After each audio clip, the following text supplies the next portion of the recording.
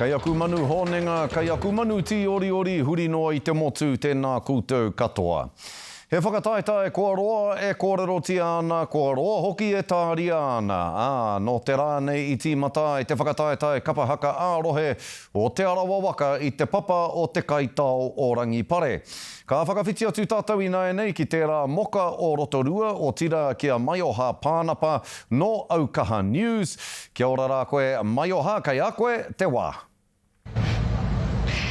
Tēnā koe ho, tira tēnā koutou ko mātaki mai nei ai, kei ko nei mātou, kei te kaitao o rangatahi, ko tēnei te rā tuatahi mo tēnei te whakataitai ārohe o Te Arawa Waka. Ka tū I te ata nei te kapa tuatahi ka whakatūwhera tō tātou nei rangi a tāhua. Ara koai atu tēnā no te kapa pakeke o Ngāti Whakaue, no reira, kei a rātou te wā. Ko te tangi o te whiu a te kapa pakeke o Ngāti Whakaue e tohu ana I te tīmatanga o te whakataitai Kapa Haka ārohe o Te Arawa Waka.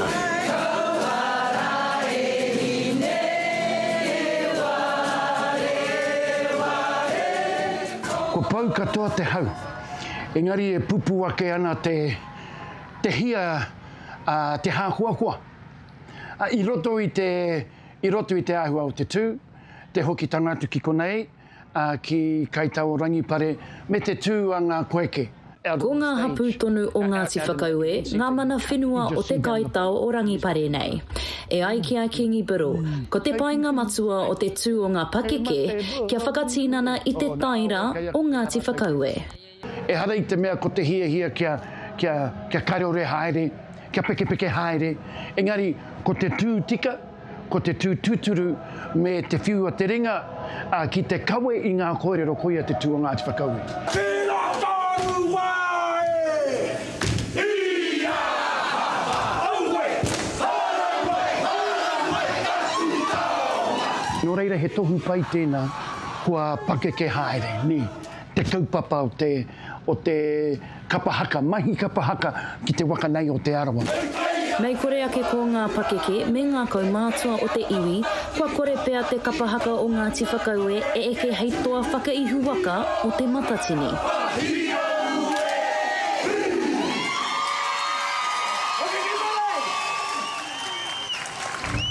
Aka tira koe ra te kōrero e rere mai ana mai te kapa pakeke o Ngāti Whakaue. Engari, hei te ata I te whānau, ka tū te rā tuarua ko te kapa tuatahi ka whakatūwhera tō tātou rā tuarua. Ara, koai atu no te kapa pakeke o Ngāti Rangiwewehi. Ko te nuinga o tēnā kapa ka tū I te tau iwa te kaumā ono. Ko rātua no hoki te kapa I toa whakaihu waka I te tau I tū tērā kaupapa I konei I Rotorua. No reira, koe rā ngā kaupapa e haere ake nei, Scotty. Ka pai, Maiha, e mihi nui atu ana kia koe te tuahine tēnā koe e nā whakamārama, kei te maumaharau ki tērā tau te iwa te kaumā ono. I reira hau, me tuana mā ngā pū manawa o Te Arawa. Hoi anō, tēnā kōrero tēnā. Ko tai atu te kapa o te ahi tipua o tūwhare toa me tā rātou kaupapa whakamānawa ia tā tumu te hiu ki te whakataitai ārohe o Te Arawa Waka. Ka tū rātou a pōpō, hei te kotahi karaka I te ahi.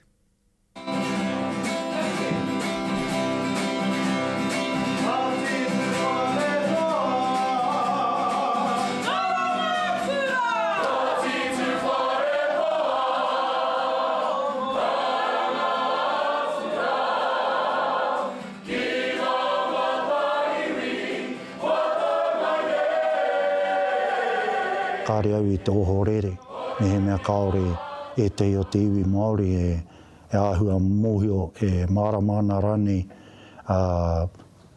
ki te hononga o tūwharetoa ki ngā iwi o Te Arawa.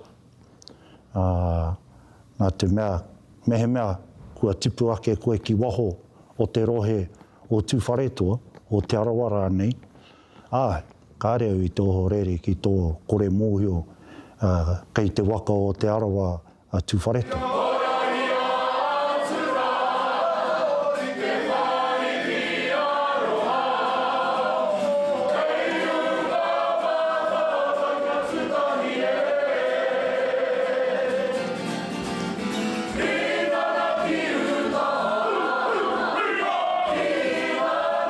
Ko tō mātou whāinga matua, ko tō mātai kaupapa. Koera, kia hari tō mātai kaupapa ki te papatū waiwai.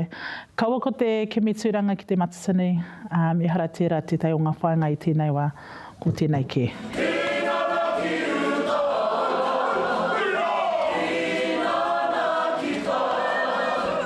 Me taku mōhio, kua rua pēr te wā, Karere tehi kapa no tū wharetoa i tū, kua tū ki te matatini.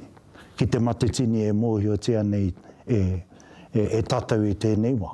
Hoi no i roto i ngā tau, kua tū tehi kapa no tū wharetoa, kua whakahaere tia e ngā uri o tū wharetoa, kua tū ki ngā whakataetai a motu i roto i ngā tau.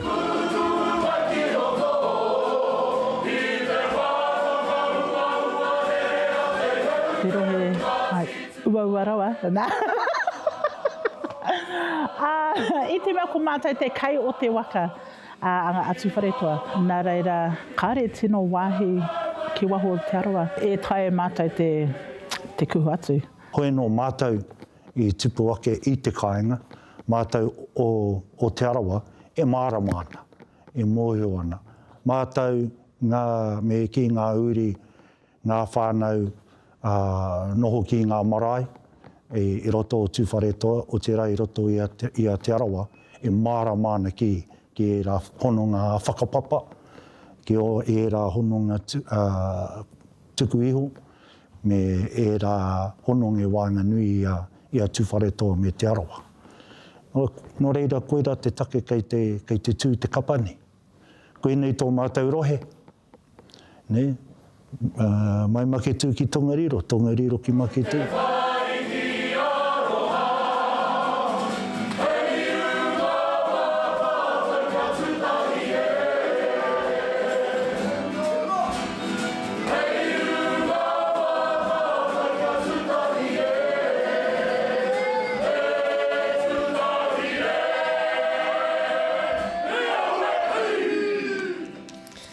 Muri ake i ngā whakatairanga e karema i te ngahuru tau, koe mahue ake nei, kua huarua ake te rahi o te whakataetai Waka Maarohe o Te Tai Tokerau. E maha hoki ngā kura me ngā kai hoi e uru ana ki te whakataetai mo te wā tuatahi. Kia mau tonu mai ki a te Karere.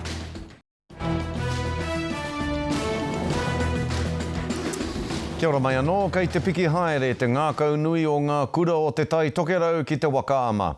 I te ngahuru tau koe mahue ake nei, kua huarua ake te rahi o te whakataetai ārohe, e maha hoki ngā kura me ngā kai hoi e uru ana ki te whakataetai mo te wā tuatahi. Nā Hārata Brown te pūrongo e whai ake nei i tuku mai, i te roto moana o Manuwai, tatāna ki Kirikiri. Me he iti pioke no rangaunu, he au tōna. E te kai ake tai te Matapae ki ahei ko te whakakanohi ana i tōku whānei. Ko tūti tariki tōku kura, toru wiki, ko whakangungu mātou ki haru mai ki konei. Hā te pai o te Waka ama? Te toa. Ka pai mana, e tuku te karanga. Ka pai hoi, ka hoi. Ki te roto o Manuwai, ki te ainga akoranga o Mohoa nei. Kia ora, ko te kura kaupapa Māori o Pukiwiro mātou. I prakatihi mō e whāngā wiki. Ai, ahako, he mahi hau tēnei kia mātou. I trai, te ratu mea nui. Ai, i kaha mātou. Te kauma tōru ngā kura, ko rehita mai mō tēnei rā. Ko ngā rehi mō ngā secondary schools, kia rite rātou mō ngā rehi āmotu a tera wiki. Me te wairua hikaka o te hunga tauhou marika ki tēnei hākinakina. Today was pretty good out on the water. We had Dakota as our steer lady thing. We did pretty good for our first race. He koanga ngā kau ki te kai whakahaere e tupu ana te Waka ama. Kere ama will have that ready for everyone after race number whetū. Whetū ngā kura hau, I te tau 2023, rima noiho ngā kura I rehita mai mō tēnei rā. Te kaumatoru ngā kura I nānei. Ātahua ki te kite te toko maha o ngā kura, ko taimai ki konei.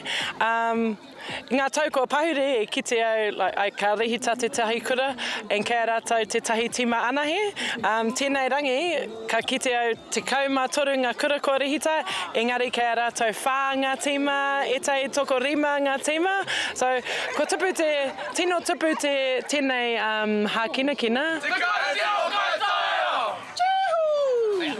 Me te kite hoki ngā hua o te tupu o te hiakai I roto I tēnā o ngā kura o Te Tai Tokerau.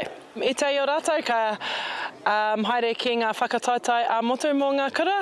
I te o rātou kai konei ki te he whiako hau mā rātou. Engari mai te whiako hau o mai te kaupapa e tupu ana, ka tupu ngā pukenga en ka eke ia tau ka kite au, ka eke rātou ki ngā taumata teitei. Ko te whainga matua kia prakatihi tonu mātou kia toa. Ngā mihi. Hei te rua te kaumawha o Māehe tātia I te whakataitai a motu ki te roto o tiki tapu rotorua. Harata Brown, te Karere. Haruru ana te whare o hou piko I te pō whawhai hei tautoko I ngā toa Muay Thai o Te Tairāwhiti e whā ngā taitara a motu I whawhaitia aha koa te poto o te wā whakarite I takatū tonu ake a Nerli Makai o Ngāti Poro ki te mura o te ahi kei arahia timu ngā whakamārama. Ko Nerli Maki e rite ana ki te tuku I tana katoa ki te paparingi ki te ihi atu. E hara I te mea ko ia te tangata tuatahi I whakaritea mō tēnei whawhai, I whakakia noa e ia te tūranga o tana I rā mutu kua whara o Ishta Maki Huriwai. I te taha o te ringia Ishta e mātakitaki ana, e mōhio ana ia he whakahirahira tēnei whawhai. Nā te mea I whara ia Ishta I tōna tinana, I tūki mua hau ki te whawhai I tōna hoa. Ko tērā te take kei konei, ahau e tū ana, e tūtua ki roto I a tūranga nui a kiwa. E poto noiho te wā mōna ki te whakarite mō te tukinga kia Kimi Whāwasu no Tāmaki Makaurau. Ia hau e rua wiki ki te whakapiki toku hauora, I toku tinana hoki. I te mutunga iho he ōrite te whakatau a ngā kai whakawā, ka riro ia Meki te taitara lightweight o Aotearoa. Tēnō whae toku whawhai, tēnō kaha toku hoa ki roto I te ringi rā. I tūtoa hau I te mutunga. Kau tōhito mai waiwai tapu mai I te Wāhanga whawhai a kapa he ruarua noiho ngā wiki mā ngā kai whawhai nei ki te ako. Aha kua tēnā koe enei whawhai ngā pakanga ngahaurawa o te pō. O tā te hi atu he whakakotahi I te hapori, e tua papa hoki tēnei mā ngā tua whawhai ere wā ki ana. Ko te nuinga o ngā tukinga he whawhai rangatahi, e tohu tēnei he kaha tonu te anamata o Muay Thai ki te rāwhiti. We've got a lot of rangatahi here that come to train, and as we know, they're our rangatira for our pōpō, so they're the ones that have been putting in the hard work and will be our next leaders here in our club. Ko Raven Simpson te whakatinanatanga o tēnā I te whakataitai mō te taitara featherweight o Aotearoa. Ao ko ngā kai whakawā katoa I whakatau ko ia te toa. Eoi anō kaore he wā whakangā mana I te mea kai te whakarite kē ia mō te whakataitai King in the Ring ka tū hei te rua wiki. Rahia tumutumu Taioro. Ka tie tiwi hei muri ake I te whakatā poto he tānga manoa hei whakatoitoi I o tātou mahara, hei whakakorikori I o tātou tai ngākau.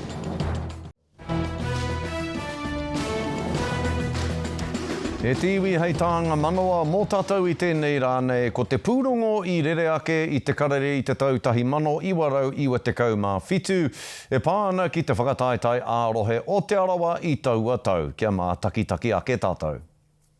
Nā te kapa haka hau ki ngā whakataetai a Te Arawa, te aka o ngā rara nui I wāhi te hā o te rā.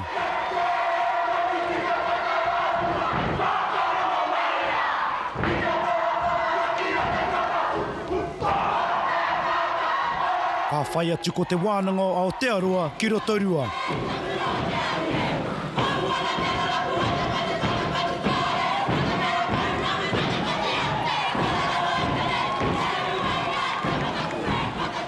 Ko ngā rōpu Kapa Haka I whakataetai tēnei rā, a tāhua ana te tū, mau ana te ihi, mau ana te wehi, mehe mei te ora tonu ngā kroua ona nahi, ngā kroua tū I te marae.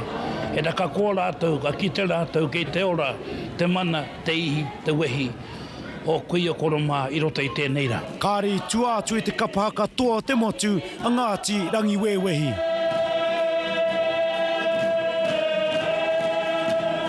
Me ngā toa hoki o te mataara I orehu, te kaupapa o te rā, he whakamau maharatanga kia hāne mānahi.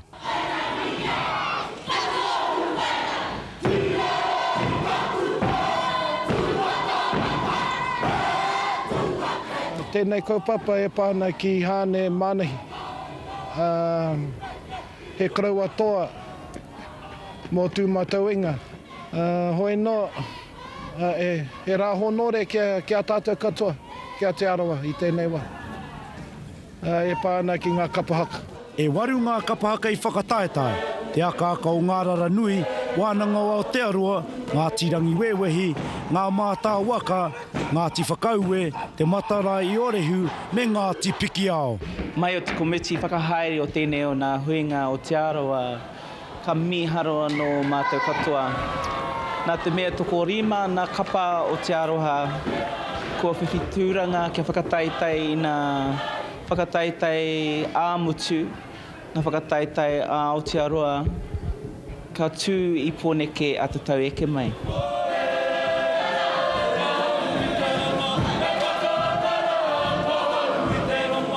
Ko Ngāti rangi wewehi, te mataara e o rehu, tūhaurangi Ngāti wāhia. Te akaka o ngā rara nui, me te wānanga o Aotearoa, ngā Kapa Haka o Te Arawa, ka haere atu ki ngā whakataetai nui o te motu, ka tū ki o rongo mai I te whanganui ātara. I riro anō ia Ngāti rangi wewehi, te toa mō tēnei tau, iwa te kau mā whitu. Ngā te rakuraku, te Karere. Ki te ngā kanohi, hoki ngā mahara, anei ngā tohu Huarere. Can you see yourself under a coconut tree? Wanting for nothing, well maybe a cooler breeze. When all things romantic mean the self-Pacific, and the only peace is a spit on my feet. But do you know what makes the ocean glow? Do you know what makes the ocean glow? When I'm welcome guest, I'm making you taste. I'm making you taste. I'm making you taste. I'm making you taste.